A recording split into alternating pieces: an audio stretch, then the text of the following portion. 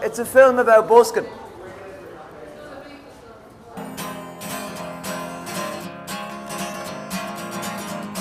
Yeah, a bit of everything really. Like it depends on who you're playing for. Like it could be a younger crowd, 16 to 18 out in the pubs for the first time, absolutely locked, and a lot of them would want, you know, your typical sing-along music, Oasis, the Beatles, stuff like that. The older crowd would look for like Tin Lizzy and like older rock and stuff, Lynyrd Skynyrd. But I mean, you can literally be asked anything. You get asked all the singer-songwriter stuff, Damien Dempsey, Paddy Casey, all guys, a lot of them who started out as buskers as well. But then every now and again, someone will come along and ask you for a song, say like, when I was 14, the big music was grunge. So I'm big into Nirvana still, probably now even. And if I get asked to play a Nirvana song, I'm so happy because that's my favourite stuff to play. But that only happens once in a while, and you'd nearly do that for free. I think the most fun stuff to play is anything that stops a crowd of people and gets them all singing along. It's moments like that you do it for. You don't go out there always for the money. Sometimes you might not be stuck for money one week and you just go out just to see, you know, the way people react to you. I might have written a new song and I'll test it out when I'm busking.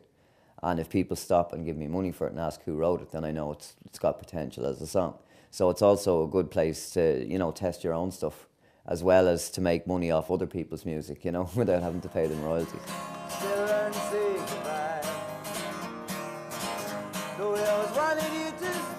It's like a love-hate relationship I have with it at this stage, because I've been doing it 20 years on and off, like in between jobs, you know, in between going to college, sometimes while going to college, because it's better than a part-time job.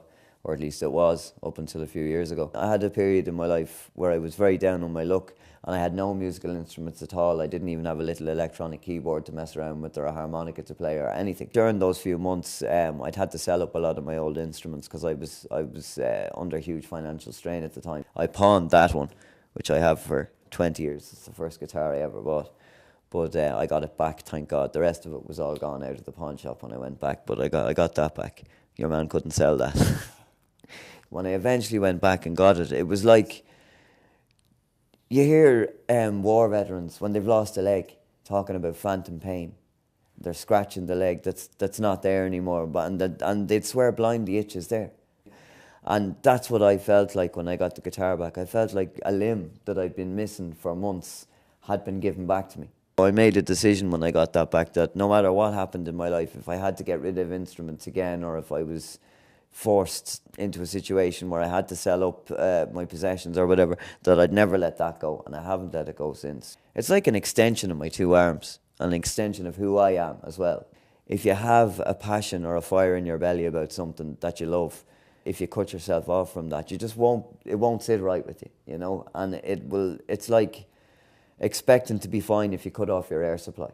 Or, you know, expecting not to drown if you tie a load of rocks to your legs and jump in a river. Do you know what I mean? Like, it's irrational. Your head will be working irrationally. Even at the level of busking, you really do want to please people. You want them to be walking away going, I'm glad I gave him €2. That was brilliant.